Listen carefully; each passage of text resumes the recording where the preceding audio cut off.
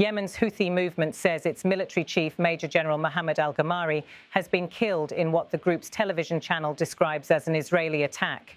The announcement, broadcast on Houthi-run Yemen TV, has drawn immediate attention across the region, but for now remains unverified. The network's presenter, dressed in black and speaking from a studio in Sana'a, read from a prepared statement that claimed the commander and several of his companions, including his 13-year-old son, were killed when an Israeli missile struck their location. It was a declaration delivered with solemn language and revolutionary fervor, meant for both domestic audiences and the movement's allies abroad. According to Yemen TV, we announced the martyrdom of the jihadi leader, Major General Mohammed al-Ghamari, along with several of his companions and his 13-year-old son, Hussein. Moments later, the presenter continued, his pure soul ascended while he was carrying out his jihadi duty and fulfilling his faith-driven mission, attaining the honor of martyrdom among the great martyrs on the path to Jerusalem. And finally, the statement concluded with a warning. The rounds of conflict with the enemy have not ended, and the Zionist enemy will receive for the crimes it committed its deterrent punishment, with God's help, until the liberation of Jerusalem and the demise of the entity, God willing. Those are the words as broadcast by Yemen TV. A message at once mourning and mobilizing. At this stage, no independent verification supports the channel's account. Neither Israeli nor international officials have commented publicly on any strike in Sana'a, and open-source analysts have yet to identify satellite imagery confirming such an event. So who was Major General Mohammed al-Ghamari? Within the Houthi hierarchy, he was regarded as one of the movement's most senior military figures, a commander reportedly close to the group's leadership, often cited as instrumental in organizing field operations and internal security. Born in Yemen's north, al-Ghamari rose through the ranks during the group's early insurgencies against the central government 2 decades ago. When the Houthis seized Sana'a in 2014, he became part of their core military council, overseeing coordination with units loyal to the movement. Regional intelligence assessments have long described him as a bridge between the movement's political bureau and its fighters on the ground, a figure with both strategic experience and religious legitimacy. If Yemen TV's account proves accurate, his death would represent one of the highest-level losses for the Houthis in years. Still, without confirmation, analysts urge caution. Yemen's long war has produced repeated cycles of conflicting reports, propaganda, and unverifiable claims. Some announcements of battlefield deaths have later been revised or disproven. Verification through satellite images, local witnesses, or hospital records can take days. The announcement also comes at a particularly delicate moment. Over recent weeks, tension across the region has intensified. Israeli forces have expanded operations in the Red Sea corridor, targeting what they describe as threats to shipping and attempts by hostile groups to transfer weapons.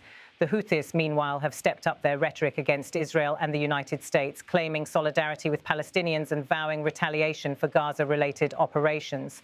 If the strike Yemen TV describes did take place, it would mark a striking escalation, extending Israel's reach deep into Yemen's capital, an area traditionally outside its direct operations.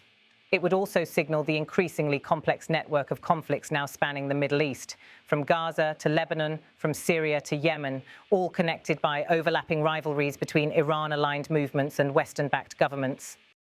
We announced the martyrdom of the jihad leader, Major General Mohammed al-Ghamari, along with several of his companions and his 13-year-old son, Hussein. وولده الشهيد حسين البالغ من العمر 13 عاما. For Iran, which denies direct control over the Houthis, but provides them with political support and, according to Western officials, weapons and training, the reported killing would be deeply symbolic.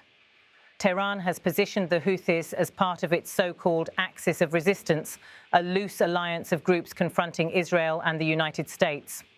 The death of a senior commander could prompt retaliatory statements or even coordinated responses from Iran-linked factions elsewhere. For Israel, if indeed responsible, the message would be one of deterrence, a signal that any actor attacking or threatening Israeli interests, even from afar, is within reach. However, without official confirmation, this remains speculative. Israeli defense authorities rarely comment on specific overseas operations. Saudi Arabia and the United Arab Emirates, both involved in Yemen's conflict for years, have yet to issue statements. Riyadh has been pursuing a fragile dialogue with the Houthis since 2023, seeking to end the war that has devastated Yemen and strained the kingdom's security. Any new escalation, especially one involving Israel, could jeopardize that process. Meanwhile, humanitarian organizations are expressing concern. The mention of a child casualty, a 13-year-old son, underscores once again the civilian cost of Yemen's wars. Aid groups emphasize that independent access is essential to verify such reports and to protect non-combatants. The United Nations has repeatedly called Yemen one of the world's worst humanitarian crises, with millions still dependent on food assistance and medical aid. Beyond the immediate human tragedy, the announcement serves a political function. For the Houthi leadership, public funerals and televised martyrdom declarations reinforce internal cohesion. Each death is framed not just as a loss, but as proof of steadfastness. Yemen TV's tone, solemn yet defiant, fits that pattern precisely. Viewers are reminded of sacrifice, duty, and divine purpose. Analysts note that such narratives often strengthen the group's resolve, even when facing material setbacks. Still, questions linger. Was al-Ghamari truly targeted? Was the strike air-delivered or a ground explosion later attributed to Israel? Could it have been an internal accident or rival factional strike repackaged for propaganda purposes? These uncertainties highlight the fog of Yemen's war, a conflict layered with domestic rivalries, tribal divisions, regional interventions, and information warfare. Diplomatically, reactions are likely to unfold in stages. Iran's foreign ministry may issue a condemnation of what it calls Israeli aggression. Lebanese Hezbollah media might echo that message, linking the event to the wider struggle over Gaza and Jerusalem. The United States and European Union will likely urge restraint while seeking verification. The United Nations Special Envoy for Yemen could call for calm, emphasizing that renewed violence would endanger fragile ceasefire talks. Economically, even rumors of an Israeli strike inside Yemen could unsettle Red Sea shipping routes. Insurance premiums for vessels transiting the Bab al-Mandeb Strait have spiked repeatedly in response to Houthi missile or drone attacks. If the movement vows retaliation, shipping lines might once again divert to longer and costlier routes around the Cape of Good Hope, echoing the disruptions of previous years. Inside Yemen, the immediate aftermath is likely to combine mourning ceremonies with renewed mobilization.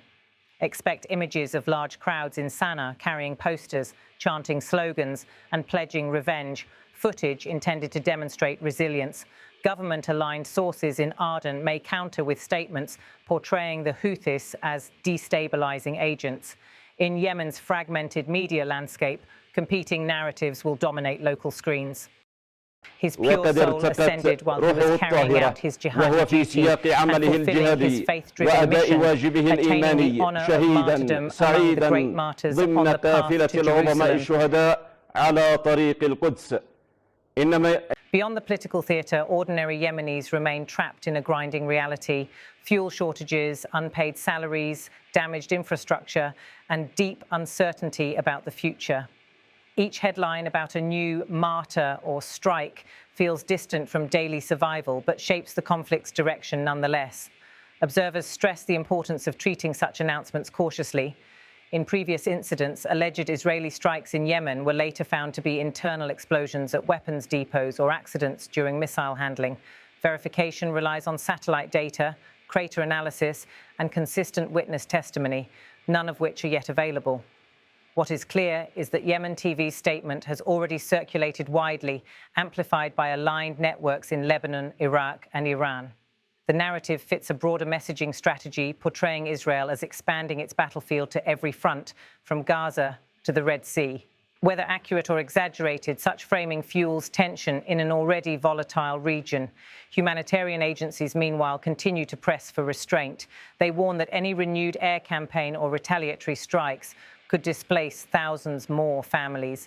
Yemen's fragile ceasefire lines, especially around Hodeidah and Taiz, could collapse if hostilities resume at full scale. As night falls over Sana'a, communications remain patchy. Journalists in the capital report sporadic electricity and limited access to affected neighborhoods. The Houthi authorities have sealed off certain areas, citing security concerns. Hospitals contacted by international agencies declined to comment on casualty numbers. For now, the only publicly available account is the one aired on Yemen TV. It may take hours or days before satellite imagery or foreign intelligence assessments shed light on what truly happened. In conflicts such as Yemen's, truth often travels slowly, weighed down by propaganda, fear, and the absence of independent eyes on the ground. In summary, a major announcement from Yemen TV, a claim of an Israeli strike killing a top Houthi commander, a child reportedly among the dead, and a region holding its breath as verification begins. The coming hours will determine how this story unfolds. Will Israeli officials confirm or deny involvement? Will Iran and its allies respond? And will Yemen's tenuous peace efforts survive another shock? These are the questions shaping the region tonight. Until credible evidence emerges, journalists, analysts, and viewers alike must approach such reports with care, acknowledging the significance of the claim without assuming its accuracy. Yemen TV's message closes with a vow that the struggle continues. For the people of Yemen, the struggle that matters most remains the one for stability, relief, and truth. This is a developing story. Updates will follow as confirmation becomes available. Reporting for international audiences, this is your correspondent, delivering a factual overview of what Yemen TV has announced, what remains uncertain, and what the world must still verify. Stay informed, stay cautious, and above all, remember that behind every headline in this long war lies a human cost yet to be counted. We announce the martyrdom of the jihad leader, Major General Mohammed al-Ghamari, along with several of his companions and his 13-year-old son, Hussein. وولده الشهيد حسين البالغ من العمر 13 عاما. His pure soul ascended while he was carrying out his jihadi duty and fulfilling his faith-driven mission, attaining the honor of martyrdom among the great martyrs on the path to Jerusalem. That the rounds of conflict with the enemy have not ended, and the Zionist enemy will receive for the crimes it committed its deterrent punishment with God's help until the liberation of Jerusalem and the demise of the entity, God willing. وزوال الكيان بإذنه تعالى. إن المنهجية